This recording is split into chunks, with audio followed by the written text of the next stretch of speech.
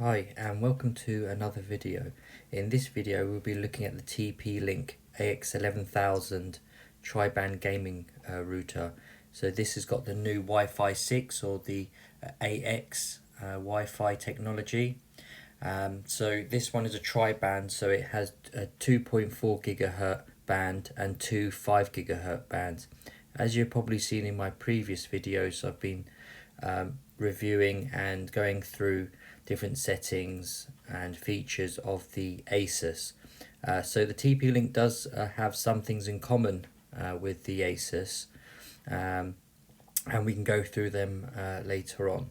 So as you can see, as soon as you log in, the user interface, you'll be able to see this is the normal sort of like straightforward user interface. As you can see here, you have a speed test, you have your internet address, and then you have your dynamic IP and your connection type, and you can see if you're connected to the internet, the actual Wi-Fi bands that are on, and how many clients are connected.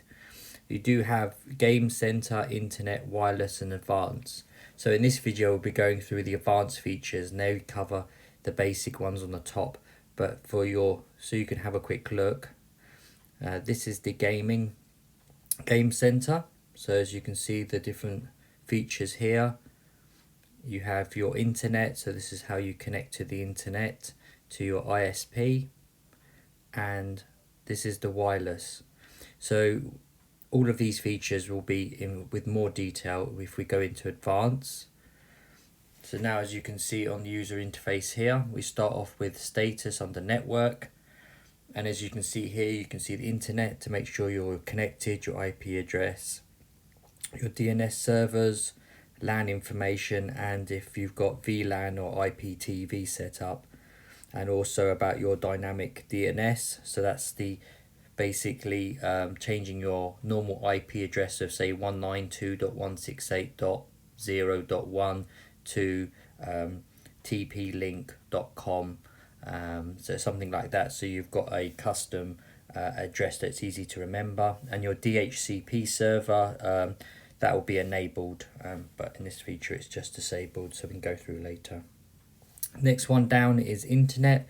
So as you can see how you connect to the internet. So on this particular version, this is connecting by PPTP, and it will give you the username and password, your IP address, and then your primary DNS and secondary DNS that you can set up. Of course, you can change these details down here, so you can leave it on dynamic, and that's what will be most of the time for most people.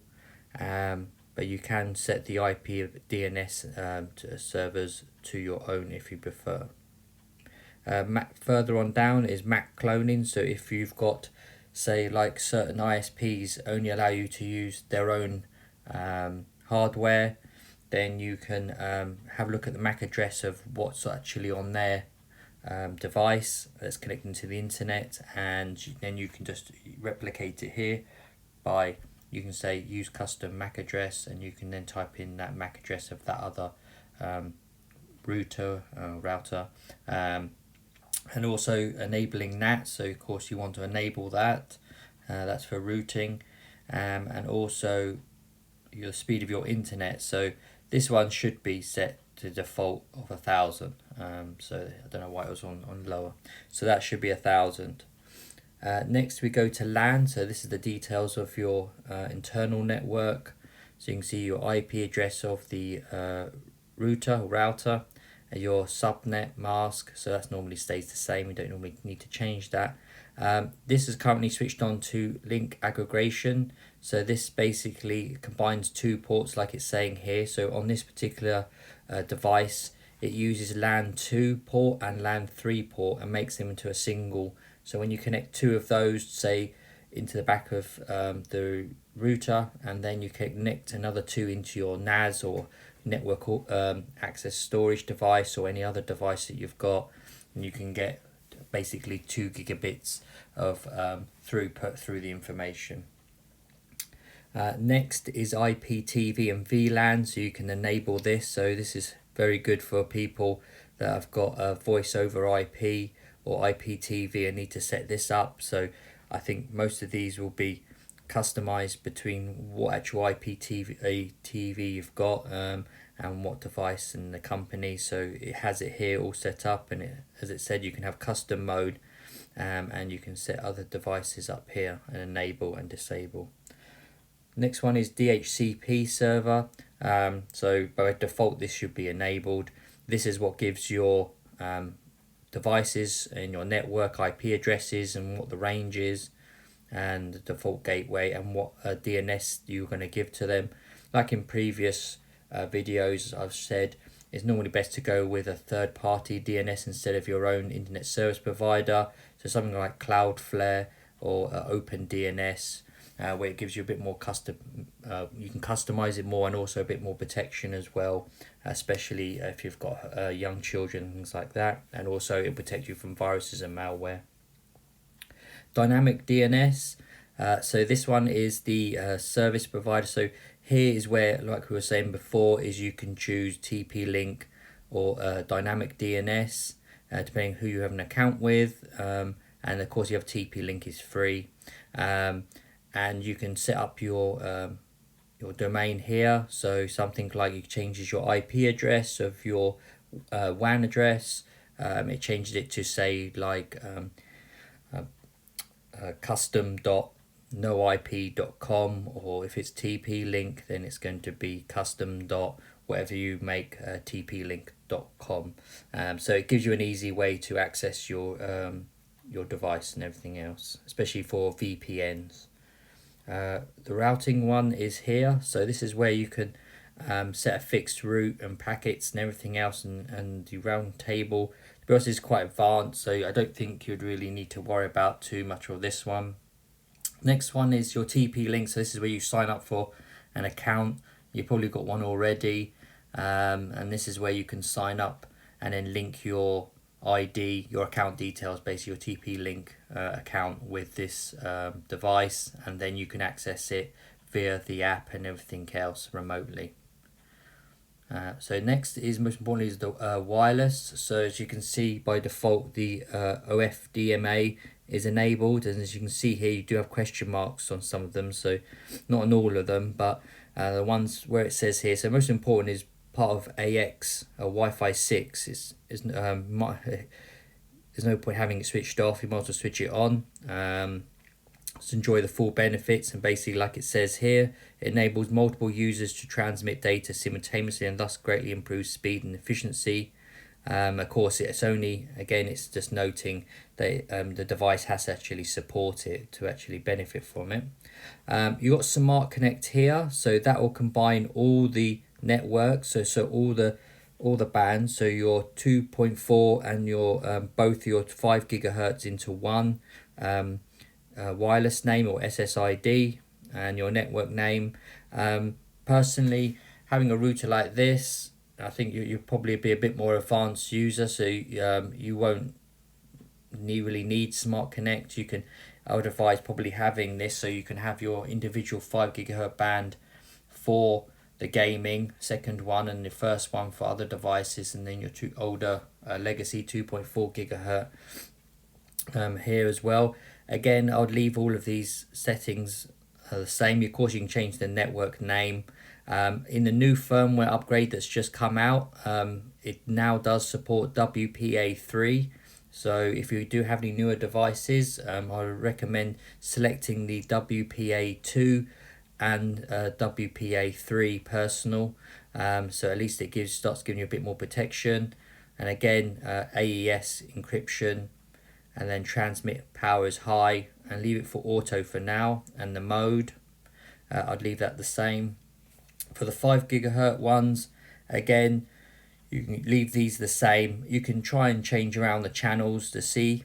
It does support DFS channels, and again it says here around what clients it's expected. If you've got a mixture, then that's fine, but what I do on the gaming channel, because most of them are going to be AX and a higher bandwidth, I normally just select this as AX only, but of course you've got to have the devices capable of doing that, so you can then support them. So again, so you've got there, and again it's a good idea to enable multiple in, multiple out multi-user. So of course that gives more efficiency and speed to all the devices. So that's quite good. Again, guest network is where you can set up your guest network on either the 2.4 or either the 2.5 gigahertz, and you can name it. And of course, you always want to enable security with WPA2 or WPA3, and also a secure password. So it's quite good there. It says allow guests to see each other and allow guests to access your local network well, unless the people come around your house and you want them to access your, say, your network storage or your CCTV or anything like that. I'd leave that switched off. And it says do they want to see each other, and then I'd leave that off as well, because if they just want to connect to the internet, it's fine. I'm sure they're not going to do anything, but you might want to switch that on if you want them to connect to your TV or anything like that, if they're going to a Chromecast or use their iOS device and cast any information. Next one is the wireless schedule. So here you can see you can enable the wireless schedule, and you can add times in as well of when the Wi-Fi will switch off. Again, this comes in handy if you've got children and you want to switch it off, but you can do this more customization in the parental controls that we come through later. So this is a good, but I would say use the parental controls instead if you do want to use it for that reason. WPS. So this is where you've got the button and you push one button on the router and then one on the, like, say, printer, and it automatically connects. So it's very easy to use. Again, with the security issues around this, I would literally leave it off, because if you even have a look on YouTube or anywhere like that, WPS does have a lot of flaws, even though they've implemented a lot more security now around WPS. So it locks out after like 3 attempts. It's still a security flaw. So I would, over the ease of using, of just typing in a password for the Wi-Fi, I would leave that switched off. So next is WDS. So that's about you're bridging the devices with another one that you can enable, and you can use the 2 or 5 gigahertz, and then all you do is then click survey and it will come up with the other device. It will search for other devices. Additional settings, again, you can leave these all the same. There's no need to change any of these. These all help increase the speed and the distance and everything else. So I would leave that as that. So under USB, this is where because you've got a USB 3 port on here, so you can plug in your USB sticks and things like that, and then you can set up shares, as you see down here, access method. You've got for Windows, FTP and things like that. So you can set up so you can share your files either over the internet or just over the network. The speeds are okay, but I wouldn't use it for streaming like 4K or anything like that. Anything too demanding. You probably need a NAS or just a local USB drive plugged into your computer. So you've got again here file sharing and insecure. So you've got users. That's always good to make sure. And then you've got media as well switched on there, so it's easy for devices to find your USB stick. NAT forwarding, again, these are more advanced features, so you probably won't really need to be worried about port forwarding unless you need to open something up like your Xbox or PlayStation, but most, to be honest, you won't need to worry about anymore. But if there's any devices, then you're able to do it here. Port triggering is roughly the same as port forwarding. It's just like it says here, it's a dynamic, so it opens external ports and forwards packets to the device when it's triggered, instead of keeping it open all the time like port forwarding. UPnP, so that's universal plug and play. Like in my other videos, over how easy it is to use, unless you really want to do it, I would leave it switched off with the security concerns, because any rogue device that's on your network, it can just open up any port and allow communication into your network, even if you've got a firewall or antivirus or anything like that set up. Of course, end of the day, it's if you've got devices and you want to make life easier for yourself, then of course leave it on. I'm sure the risk of being hacked and things like that is minimal, but again, me personally, I have it switched off because of security concerns around the actual technology that's in there. And of course, again, DMZ, so that's expose a specific device if you've got a server or something like that you want to access um, from the internet. Again, I would advise not having this enabled at all for any devices, because this just basically opens up the entire device to the internet without any firewall or any protection or anything like that. So if you're going to do something, I'd use port forwarding instead of enabling DMZ. Home care, so this is the same company that Asus use. So as you can see on there for the antivirus, when we come down to it, again, parental controls, like I was saying before, you can set them up here.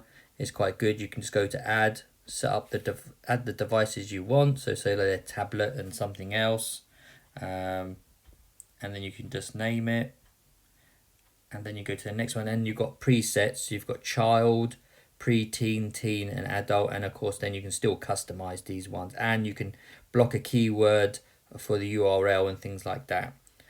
And again, then here you can set the time limits on them and then you've got school nights and weekends. It's quite good, the customization, and then you click save, and then it'll give you the different ones here.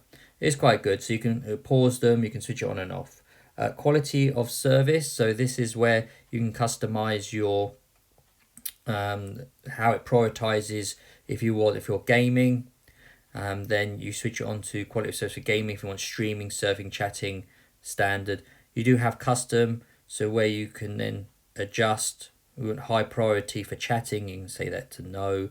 Streaming, you probably want high as well, and gaming, it depends on what you want to do. So if you're gaming and streaming, but surfing, you're not really too worried about surfing the internet, and then downloading, you probably want quite high as well. So you can change them around to see what best suits you. There's presets here, like I said, so you can choose. And then also at the top here, if you click on the pencil, it's probably best to leave get via speed test. Unless you're having problems with the speed test, then you can set this to manual and do a speed test yourself, and then enter the speed of your internet, your downloads and upload speeds. Again, this is really important that you do get these speeds right, because you put in too much, too little, it's going to mess up the quality of service, and you're not going to feel any of the benefits. So as we were saying here, this one here is the antivirus. So as you can see here, we've got its status protected, how many days, and then you've got you can switch it on and off. So it's content filtering. So there's got IPS, so it's got a prevention system on there for Trend Micro systems that do the antivirus, and this is the protection they've done, same as the Asus one.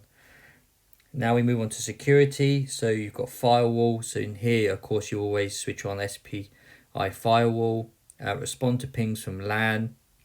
You can leave that off most of the time. It does have it on for WAN. I personally would leave it switched off, because there's no need for. What that does is that if someone is scanning the internet and they're looking for networks that are open or anything like that, and your one is going to respond to say, yes, I'm here, basically. With that switched off, it's not. And I don't think it's going to affect anything within the other features of the device. But again, switch it on, switch it off, you can see how it affects you and everything else. But again, that was just around security. I personally switch it off. So you've got access control here, specific devices. Again, you can whitelist or blacklist them from your network. So it's always good if you want to block something. More advanced ones now are IP and MAC binding. So again, this is to prevent ARP spoofing and attacks. You can basically add devices, as you see here. You can view connected devices and then match their IP and MAC address, so no one can try and spoof it. And then you've got the application layer gateway. So you've got all the ones down here. Again, if you're not using the VPN, so which VPNs are you going to use? So if you're only using IPsec, then you just switch on that one, switch the other two off, because you're not using those, so there's no point in having it passing through. So next is VPN. So they've got two. So like the Asus one, you've got different ones here on VPN. It doesn't have the same amount of VPN options it does have in the Asus router, so the Asus router is a bit better in this respect. This one does have OpenVPN, so you can't really go wrong. It's one of the most secure and fastest. Again, you can leave it all basically very straightforward. You just select what you want, the service port. You can change that to something custom for yourself, and then you can have it choose for client access if you want it to only access your home network, also the internet. So basically, if you're away from home, you can use it to pass through to the internet as well, so it makes it look like you're from your home network. So then all you do is basically set up those settings, click generate, and then in a minute or so it will generate successful certificate for you, and then you click the export, and then you can save the files and everything else to your devices. This is PPTP server, so this one's for VPN. This is an older technology, and it's not most secure anymore, to be honest. And it says here allow unencrypted connections. Then I would switch these ones off, to be honest. And to be honest, I'd use OpenVPN unless you really need to access it, and this is the most straightforward for you and you don't want any trouble, then enable this, but I wouldn't personally. Connections, this then just shows you who's connected when, so it gives you an idea of who's connected to your network, so it's always good. Second to last is the IP version 6. Again, you can set up the settings here, so whatever you need to look these up on for your specific ISP. So I think with BT, I think my one was, I think it was 6 to 4, and then it was static, and then you can just connect them. How there is a more advanced where you can set up the primary and secondary DNS. So again, you can use Cloudflare or OpenDNS and search for their actual ones. And lastly, we've got system. So we've got firmware upgrade. So as you can see, it gives you here when the next upgrade is available, and you can see there's an upgrade available, and you can see what's new. And then you can also upload new firmware if you've downloaded your computer. As you got to back up your settings, again, it's always good if before you start messing around with anything, if you're not too sure what you're doing, is to click the backup button, save those settings. So at least if you have to factory restore it because you can't access it or you've done something to it, you can just quickly restore all those settings and they all come back. So it's really easy if we don't have to change anything. Administrator. So this one here is where you can change the default password, and of course it's always a good idea to use a very strong password and a password manager. So you've always got unique passwords for everything. You've got password recovery here you can enable. That's quite a good feature. So it'll email you basically how to reset your questions and answers. But to be honest, it's only the root, so I wouldn't really worry too much about it. But it's the functions there. Local management, so you can set up specific devices to only access via HTTPS. That's the secure, so that's always good. So you've got the padlock on the top, and you can change the ports as well for remote management down here. That's always good. System log, so here is where you can then search for the firewall, NAT, dynamic DNS, UNP, and IP and MAC binding, so you can have a look and you can save it to local, the files, if you're interested in the system logs. Again, this is the diagnostics, so you can start recording them. Next is time, so you've got your language, your system times, and your daylight saving times if it's needed. Reboot, of course, is reboot, so this is where you can restart the device, and also you can schedule it to start. If you're having problems, it keeps freezing or something keeps disconnecting or they're not connecting suddenly, it might be worth having it restart once a week or something like that, but to be honest they shouldn't need to. LEDs, you can then switch them on. One good feature is that if you do have this device in your bedroom or anything like that and they're quite bright, you can enable a nighttime mode so you can have them switch off, so it's quite good. And lastly is the operational mode.